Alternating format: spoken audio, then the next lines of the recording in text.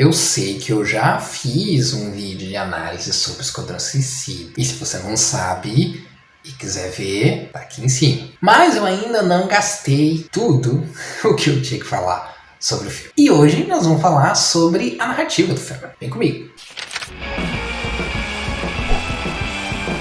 E aí pessoal, tudo certo? Eu sou o Algures e hoje eu vou trazer 4 lições de narrativa do filme Esquadrão Suicida, o que ele traz e que eu acho que serve como um bom material de consulta para escritores e roteiristas. Eu sei que os vídeos costumam ser mais voltados para a produção de quadrinhos, mas eu acho que esse é um dos casos em que, independente da mídia que você quer escrever, são dicas que com certeza você vai poder aproveitar. Mas eu já aviso que é provável que tenha spoilers. Eu não vou revelar nenhuma reviravolta, trama ou nenhum ponto muito importante, tá? Mas talvez eu detalhe algumas cenas, então se você é extremamente sensível quanto a spoilers, assiste o filme primeiro, depois volta aqui para ver o vídeo, que o vídeo não vai embora. Antes de continuar, eu tenho que fazer aquele pedido básico, né? Se você chegou aqui no canal pela primeira vez e ainda não é inscrito, se inscreve aí para saber sempre que eu posto um vídeo novo. Além desses vídeos sobre narrativa, eu também trago toda semana curiosidades e análises de filmes, séries, HQs e etc. Bom, o Esquadrão Suicida é um filme bem legal. Se você tem alta tolerância a gore extremo, né? Se você não se importa com gore exagerado, se importa, eu recomendo evitar o filme. Mas, se você gosta disso, é um filme bem legal e tem várias coisas que o filme faz que vale a pena quem quer escrever tomar nota.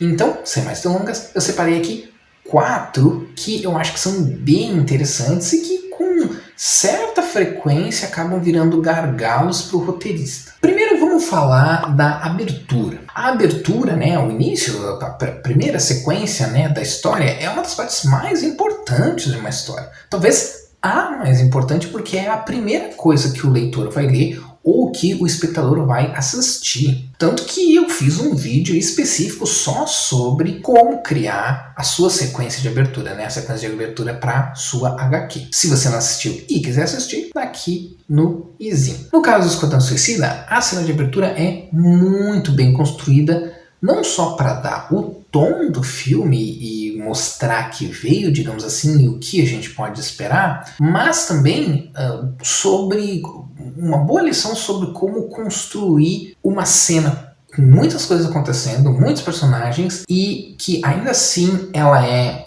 linear e não deixa o espectador se perder. De uma forma geral, para não dar muito spoiler, a cena inicial é sobre uma missão que acaba dando tremendamente errado, mas na verdade deu muito certo. Mas o que é interessante dessa sequência é como ela tem um monte de personagens, mas o James Gunn, ao invés de simplesmente jogar esses personagens e a gente ficar totalmente a ver navios, ele ele ancora essa sequência de abertura a partir do ponto de vista de um único personagem, que é o Savan. Então, conforme a missão vai acontecendo, o Savan ele vai notando certas coisas e detalhes que aos poucos ele vai conseguindo entender que tem alguma coisa de errada nessa missão. E a gente vê tudo isso acontecendo pelos olhos dele, com essa visão dele estar descobrindo o que está rolando passo a passo. Então isso foi muito bem executado e é uma ótima maneira de colocar o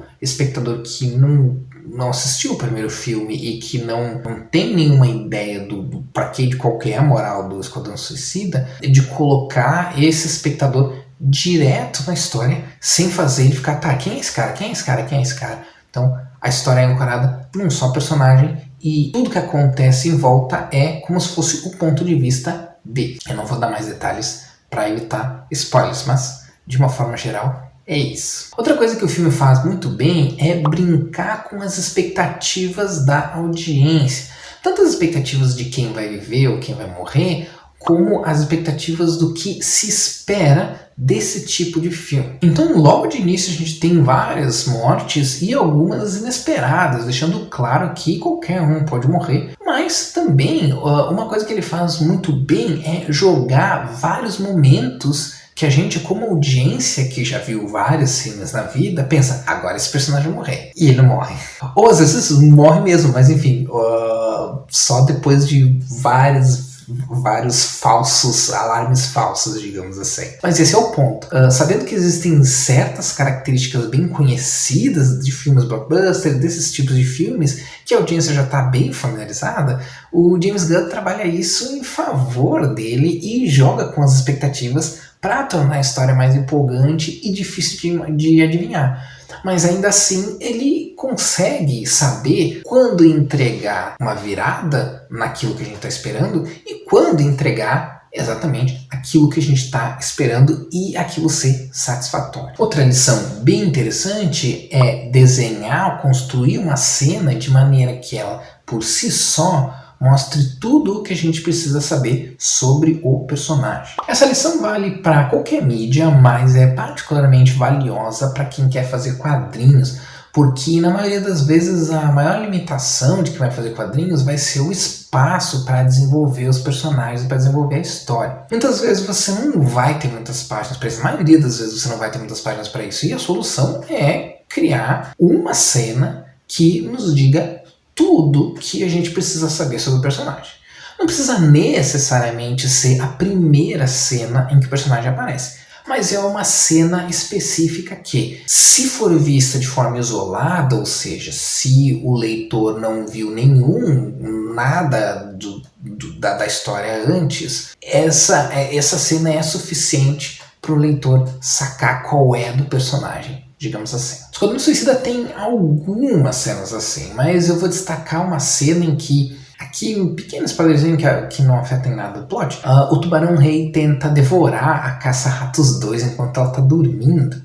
E aí os outros percebem e impedem e tentam matar ele, mas a própria Caça-Ratos 2 não quer. A cena é construída para mostrar que a personagem tem um nível de empatia que outros personagens, todos criminosos, inclusive ela é uma criminosa, mas eles simplesmente não conseguem entender. Eles não têm esse nível de empatia que ela tem. Alguns não têm um enorme nível de empatia. E isso já nos mostra tudo que a gente precisa saber sobre a personagem. Entre um monte de personagens estranhos e diferentes, ela é a diferente entre eles. Ela é a mais diferente, por ser capaz de sentir empatias por outras pessoas e criaturas de uma maneira que um criminoso comum não se esperaria, né? A gente não esperaria que um criminoso sentisse. E por ter uma capacidade de perdoar que nenhum dos outros personagens teria, né? Pelo menos não antes de ter conhecido ela, porque esse é o ponto. Essa é uma das personagens cuja bondade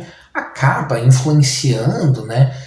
Ou cujo, se o fato dela ser criminosa e eu usar o termo bondade pode incomodar, vamos dizer então que a empatia dela e o otimismo dela, a visão mais otimista dela e mais empática, mais humanista, é algo que influencia bastante todos os personagens durante o filme e uma das coisas que fazem os personagens mudarem e tomarem atitudes mais heróicas até o fim do filme. E isso também nos mostra que, né, essa cena também acaba mostrando que ela vai ser uma personagem muito mais importante do que se poderia imaginar até ali. Como eu disse, há outras cenas que eu poderia citar como exemplo, mas uma delas, envolvendo o Tubarão Rei, vai ser mais interessante comentar na próxima e última lição, que é aquela clássica ideia do mostre, não conte. A ideia por trás do mostre, não conte, uma tradução para o termo em inglês show, don't tell, é bem simples. Um personagem engaja mais o leitor quando você mostra o personagem fazendo alguma coisa do que mostra ele dizendo que fez ou que está fazendo alguma coisa.